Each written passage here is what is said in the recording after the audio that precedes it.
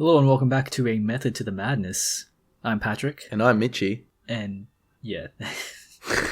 And welcome back to another episode of the Digression Collection. Today we are talking about our favorite TV intros. What are they called? Opening credits. Come on. Get your Opening credits, that's terminology right. Yeah. Yeah. You know, those things that show images over music. Those things. Anyway. Yeah.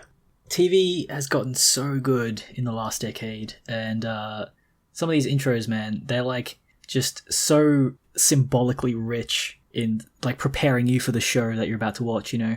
And like as you watch it, like you start to associate that intro with it, and then it's just like this like feedback of meaning that you keep getting. At least for me. Yeah, yeah.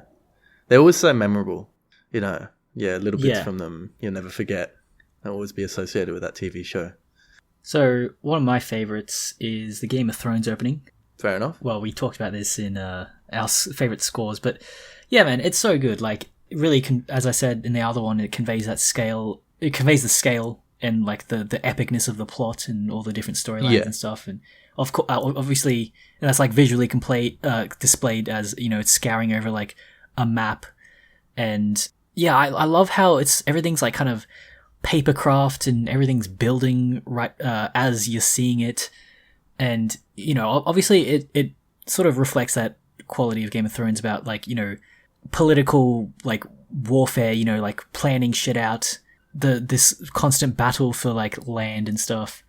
But, I don't know, it also, to me, it also represents, like, I don't know, fallibility about the whole world. It's like, a lot of these characters are, like, kind of immoral, because, like, the Hound, for example, he's a very worldly man, sees what's concrete in front of him, but yeah, I don't know, it just illustrates like that, how sort of like, I don't know, lost these characters are in the game, pretty much. Yeah, it's a good way to introduce different areas and what they're going to explore in the series as well, because they change it every season, little bits. Yeah, to what's actually relevant. Yeah, and I like it when they change things per season, and then you got things to like kind of look out for. Makes the opening credits. It refreshes it, you know, because otherwise you get bored and you just skip it every episode. Yeah. What's one of yours? One of my favorite opening credits is Doctor Who. Yes. Always been a massive fan of Doctor Who, and one thing I love about the Doctor Who opening credits is just it's just been the same for like 50 years, because the first episode came out in 1963. It was actually delayed due to the assassination of JFK. That's how old Holy it was. Shit. And I didn't know that. Yeah, legit. Or it wasn't delayed. They had to air it twice because the first view got nothing, because obviously all the world cared only about the assassination. Anyway, the opening credits back then is the same as it is now, essentially. It's kind of goes through a vortex, which represents either space or time or something like that, and then it comes up with a picture of the Doctor. And it's always retained that. Like, they've changed bits, they add a little bit, they change or remove a little bit, you know, but it's always been the same. And I love that. I love the consistency, how they pick one thing for 50 years ago, over 50 years ago, and they still keep it to this day. And they always tweak it and change it with the times, but it still has that original authenticity of the original, like the classic Doctor Who. I love it. Yeah, that's what I love about franchises like Doctor Who and like Star Wars, is how they're really not like ashamed by their past or embarrassed. They don't try to move on from it. They really embrace it. Yeah. It's I love it too. Another one I like though is American Horror Story has a really cool intro. So it changes every season, because if you've seen American Horror Story, you'd know that the plot of each season is completely different. They use the same actors and actresses, but it's a different storyline, and it's not really related to the others. They kind of link it together somewhat, but there's not much linkage. And the intro for each of the seasons is different, and it's related to the context of the plot for that season, obviously. And it's actually quite like, it's like, I'm not very good with horror movies, but American Horror Story I could watch mostly, because that was like as far as I could go in terms of comfortably watching horror.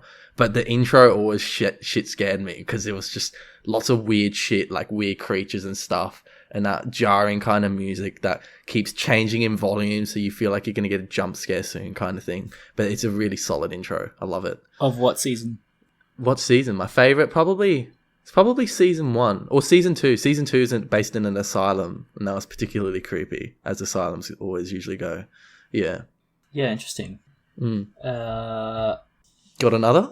Yes, so it happens to also be one of my favorite shows of all time now, Better Call Saul. I've not seen the intro for that.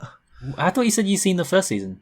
Yeah, I must have watched it, but I just cannot think of what it is at all. It's like, it's got like this really kind of weird, like gaudy Instagram filter on it, and it's like what I don't know. It has a couple. The song is always the same, but like one of them is, you know that the image or the statue of like the blind woman holding the scales.